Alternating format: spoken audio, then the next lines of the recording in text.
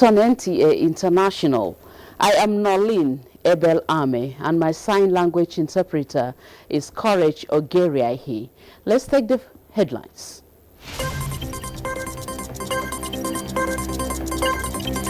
United States acknowledges insecurity in parts of Nigeria, not a religious affair. Federal government attributes the recent decline in food prices across Nigerian markets to an increase in local agricultural production.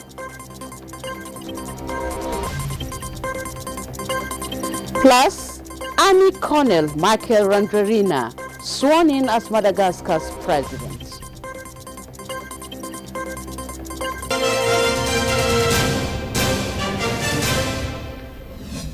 And here is the news.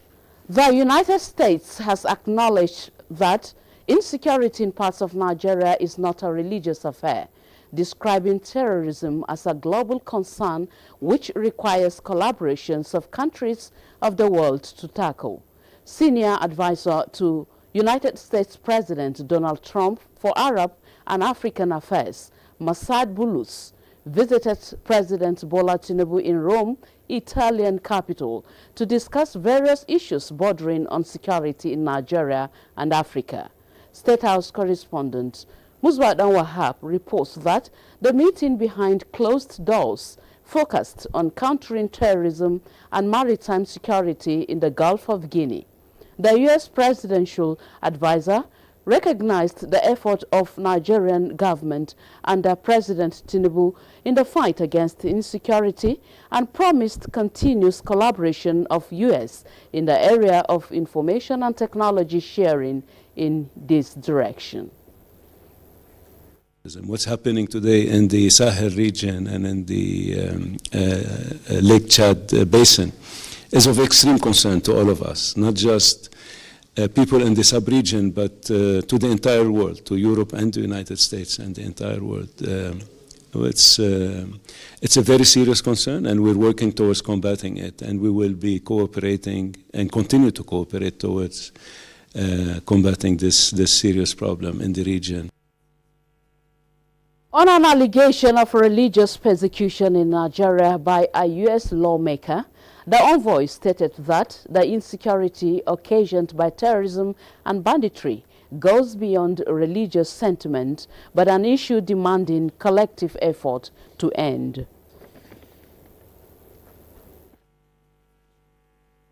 Those who know the terrain well know that terrorism has no color and no religion and no tribe. People of all religions and all tribes are dying as a result of terrorist acts, but it's very unfortunate. We even know that Boko Haram and ISIS are killing more Muslims than Christians. So people are suffering from all sorts of backgrounds. This is not specifically targeted about one group or the other. However, any loss of life is too many. One is too many, and we should work together in partnership to put an end to this. In the meantime, Nigeria has reaffirmed its commitment to advancing South-South and Triangular Cooperation (SSTC) to transform agri-food systems and promote sustainable development across the global South. Speaking at the World Food Forum's Ministerial Dialogue in Rome, Minister of Agriculture and Food Security, Abubakar Kyari, emphasized the critical role of SSTC in driving agricultural innovation and food security. The dialogue themed SSTC as a catalyst for agri-food system transformation, convened ministers from developing nations to share experiences and strategize on collaborative efforts. Kyari highlighted Nigeria's successful partnerships with FAO and China, which have facilitated technology transfers, farmer training, aquaculture growth, and the creation of regional multi-service extension centers.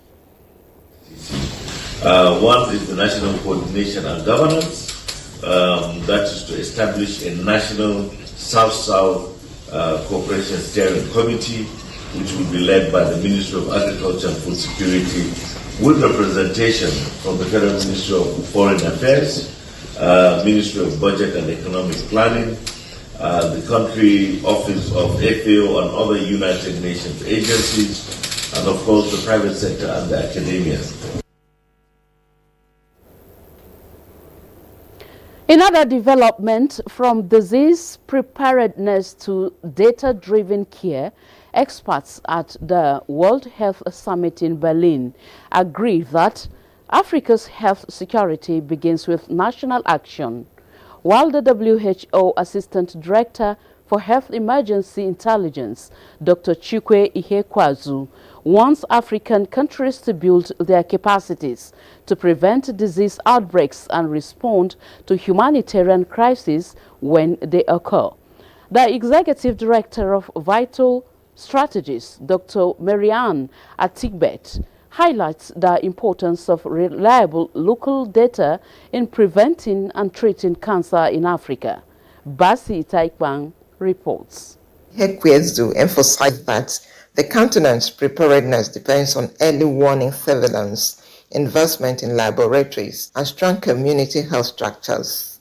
According to him, lessons from COVID-19 and other epidemics show that Africa can no longer rely on external interventions, but must strengthen its own response and recovery systems. So every country has to develop its own capacity. Firstly, to prevent these threats from happening, the infectious disease threats.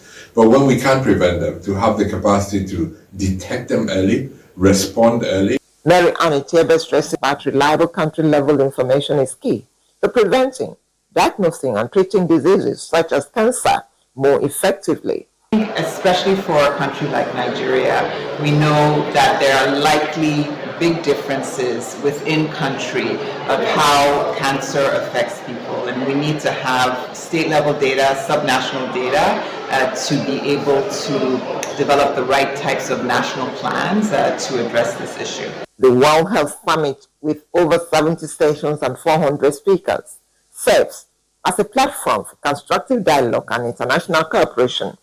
The summit brings together policymakers, researchers, and health advocates from around the globe to discuss ways to transform health systems and strengthen global health governance.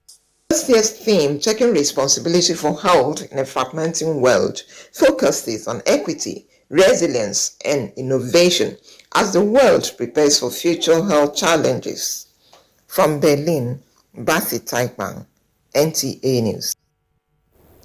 Thank you, Basi. From Berlin, we take you to Washington, D.C., where Nigeria has continued to hold several bilateral meetings with development partners and international financial organizations at the ongoing annual meeting of the World Bank and the IMF. Mukbalang Dakok in Washington, D.C. reports that the Minister of State for Finance, Doris Uzoka Anite, says the engagements have been both impactful and productive, adding that government is working to ensure Nigerians feel the benefits of ongoing economic reforms, which have been commended by both the World Bank and the IMF.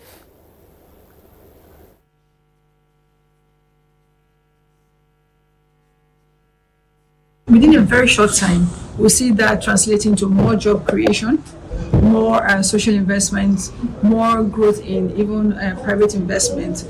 Access to capital will improve, cost of doing business in Nigeria will drop, cost of capital also begins to drop. The central bank has started dropping their monetary policy rate, which is a positive again. So I think it's everything is looking good.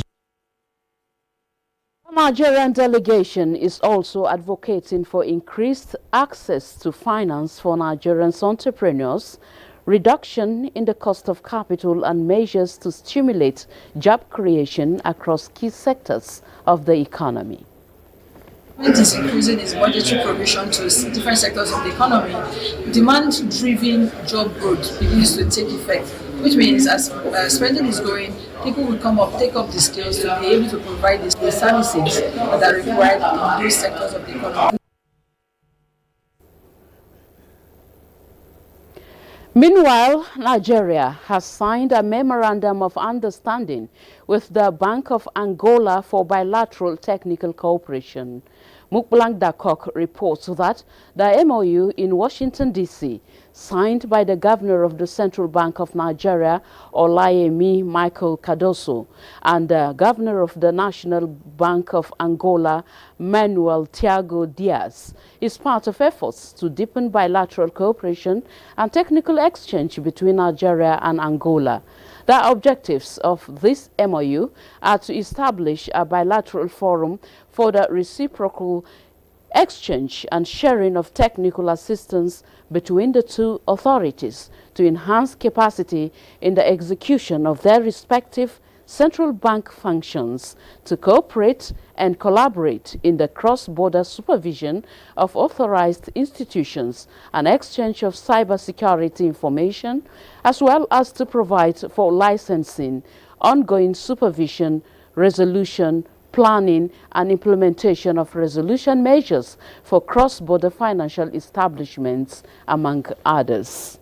Opportunity for us to strengthen, build in some cases, strengthen in other cases, regional understanding and regional cooperation. So I'm very, very, very pleased, and I believe that this is really a landmark for both organizations and for both countries. Elsewhere, authorities in Senegal have received the long-awaited official report on the 1944 massacre of African Second World War soldiers by French forces at the Thiorio military camp near Dakar. Plus, Army Colonel Michael Randrina, sworn in as Madagascar's president on Friday, just days after a military power grab that sent former President Andry Rajoelina fleeing the country. Chikunonson Abweze has the details. The document presented to President Bashiru Diomaye Faye seeks to honor the victims' memory and foster shared historical recognition among affected nations. Commissioned in April 2024, the report is the result of rigorous research by a committee of experts tasked with shedding light on circumstances leading to the incident. The massacre followed the repatriation of about 1,600 West African soldiers to Dakar in November 1944 after their capture by Germany during the war. The soldiers, including Senegalese and others from the region, were protesting unpaid wages and unequal treatment compared to the white soldiers. Official French records at the time reported at least 35 deaths, but historians estimate the toll could be as high as 400. In other news, Army Colonel Michael Randrina was on Friday sworn in as Madagascar's president some days after a military coup toppled former President Andry Rajoelina. The Army Colonel, who led the CAPSAT army unit that mutinied and joined anti-government protests at the weekend, read out the presidential oath at a ceremony at the country's top court in the capital, Antananarivo. Today marks a historic turning point for our country, with a people driven by the desire for change and a deep love for their homeland. We joyfully open a new chapter in the life of our nation, he said. He stressed that he will work hand in hand with all the driving forces of the nation to draft a fine constitution and to agree on new electoral laws to guide future elections and referendums. The ceremony, presided over by the head of the Constitutional Court, was attended by military officers, politicians, representatives of the Gen Z youth-led protest movement, and several foreign delegations. Chukunonson Abweze, NTA News. Kenya held a state funeral for revered opposition leader Raila Odinga in Nairobi. Odinga, 80, died from a suspected heart attack at a health clinic in southern India on Wednesday, triggering outpouring of grief across his home country and beyond. Again, Chikunonson Abweze reports. President William Ruto, alongside dignitaries who attended the funeral at the Nyayo Stadium, paid glowing tribute to Odinga's legacies. Every once in a generation, there comes a leader whose impact transcends their moment, whose courage inspires change, and whose vision shapes destinies. My brother, Raila Amolo Odinga, was one such leader. The late opposition leader's widow urged people across the East African nation to mourn his passing in peace.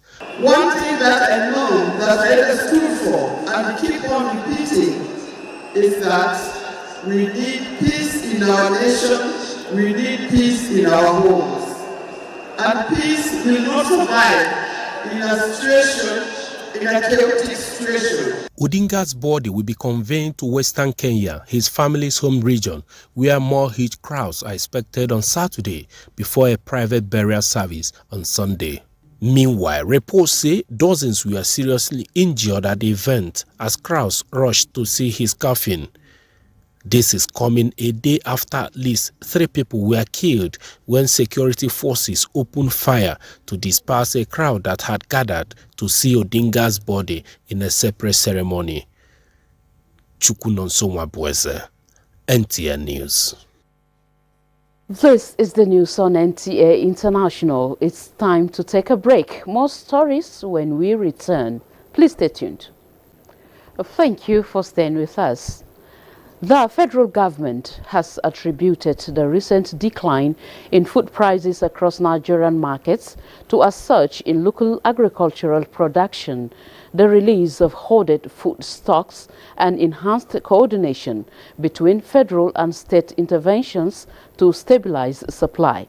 The Minister of Agriculture and the Minister of Livestock Development stated this at a joint press briefing in Abuja. Musa Babaleu has more. Recent figures released by the National Bureau of Statistics indicate that food inflation in Nigeria dropped significantly to 16.87% in September 2025 from 21.87% in August. Key contributors to the price drop included lower costs for maize, grains, beans, millet, potatoes, fresh tomatoes, and eggs. The Minister of State for Agriculture, Alusabi Abdullahi, and the Minister of Livestock Development, Mukhtar Idi Meha, addressed the public on the major achievements in food production and livestock development. Sabi Abdullahi stated that government's intervention and the President's clear mandate on food security have significantly contributed to the decline in food inflation. We injected a large volume, almost close to 500,000 metric tons or more of wheat, and including maize, cassava, and all the other commodities that we promoted. In the area of livestock, Mukhtar Idi Meha emphasized that government is determined and sincere in addressing the farmers' hardest crisis, which will further boost productivity nationwide. There is a convergence between agriculture and livestock. You talk of cotton, we need cotton seed cake for animal fattening. You talk of cassava, we need cassava beans, it's animal fodder. You're talking of soy, we need that. You are talking of sugarcane, we need the bagasse, we need the molasses.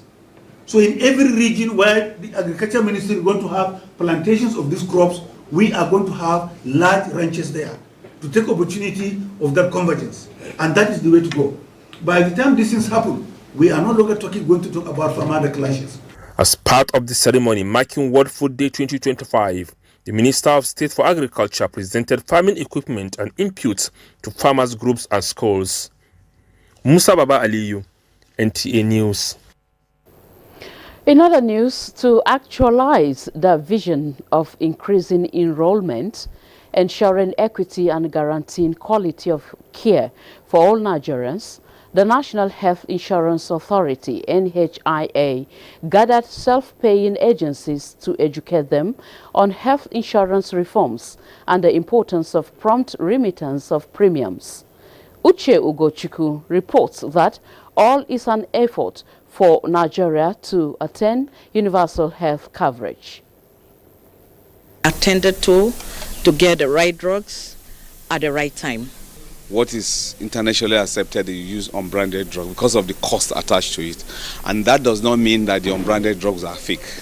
We must disabuse the minds of our enrollees and Nigerians at large. The The need for institutions to remit their premium for better insurance services was harped, and participants got the message.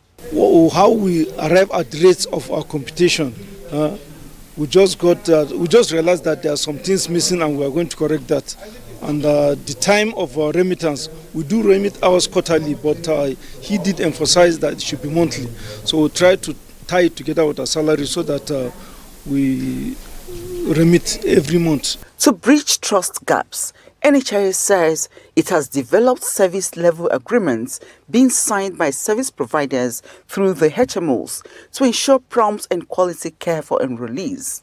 It works to improve enrollee experience, enhance awareness, and integrate health insurance into national social safety nets to protect citizens from out-of-pocket health expenditure.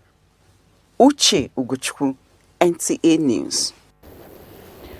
The federal government has launched a mandatory training program, MTP, for newly appointed chief executive officers, CEOs, of federal parastatals and agencies, set to begin on Monday, October 20, 2025, at the Administrative Staff College of Nigeria, ASCON, in Topo Badagry, Lagos State. The opening session will be attended by the Secretary to the Government of the Federation, Senator George Akume, and the head of the Civil Service of the Federation, Didi Esther Wilson-Jack, signaling the government's commitment to fostering unified and effective leadership in the public service. A statement by Eno Olutu, Director of Press and Public Relations at the Office of the Head of the Civil Service of the Federation, the training underscores President Bola Ahmed Tinubu's emphasis on aligning leadership with the renewed hope agenda. Minister of Environment Balarabe Abbas Lawal has charged the West African Science Service Center on Climate Change and Adapted Land Use to the forthcoming Maiden International Conference on Climate Change in Nigeria to dispel misconceptions and deepen public understanding of its impact. Receiving the delegation in Abuja, the minister reaffirmed that climate change is real and stressed the need for nations to acknowledge its realities and take decisive steps to safeguard the planet and secure the future of humanity. He disclosed that plans are underway to incorporate climate change studies into the national school curriculum to equip young Nigerians with the knowledge to drive climate action from an early age. Gradually, it is becoming a catastrophe, a global catastrophe that requires a global attention. And I believe that the conference you're organizing is one of the attention that is required for people to understand that climate change exists and we must address it squarely. We're seeking this audience less than a week before the event. Number one, to say a big thank you once again for accepting to host this maiden edition of the WASCAL International Conference on Climate Change and Just Energy Transition. And then to extend officially an invitation to you to chair the high-level opening ceremony. Leader of the delegation, Professor Emmanuel Ramde, said preparations for the conference are in top gear, with participation expected from international partners, including the European Union, the Office of the Vice President, and several foreign diplomatic missions. In a world increasingly driven by technology, public servants must be equipped with the ability to use digital tools and platforms effectively. Hamman Jabani reports that this was the position of stakeholders at the Bureau of Public Service Reforms in collaboration with the Federal Capital Territory Administration and Budget Foundation, capacity building program aimed at enhancing the skills of public servants on the role of technology in improving service delivery. Only simplifies administrative tasks, but also helps reduce paperwork, minimize errors, and save time. With digital literacy, civil servants can perform their duties more efficiently, leading to a faster and more reliable public service system. With the theme AI-driven reforms, strengthening public sector innovation and accountability, the workshop brought together civil servants from across ministries, departments and agencies within the Federal Capital Territory to explore how artificial intelligence and digital tools can reshape governance processes and make public institutions more efficient, transparent and responsive to citizens' needs. Our citizens must trust that technology is there to empower them, provide information for them. This is why BPSR is continually working with ministries, departments and agencies and non-governmental organizations to promote openness and to guide the adoption of use of technology in providing services. Artificial intelligence is not a distant concept anymore. It is here, it's reshaping governance, transforming service delivery, and redefining how citizens experience government. Our task is to ensure that these tools amplify human capacity, not replace it. This training will serve as a veritable platform for digital tools, data analysis, and online platforms to enhance officials' understanding of technology's role in governance, as well as equip officials with skills to effectively communicate with the public. Stakeholders believe that the digital knowledge will help build a modern, transparent and citizen-centered public service-driven transformation, foster accountability and prepare the public sector for the challenges and opportunities of the digital age. Hamad Jabani, NTA News. Hamad Jabani's report there concludes the news on NTA International. Thank you so much for watching. I am Nolin Ebel Ame, and my sign language interpreter has been Courage Ogeriahi. Bye for now.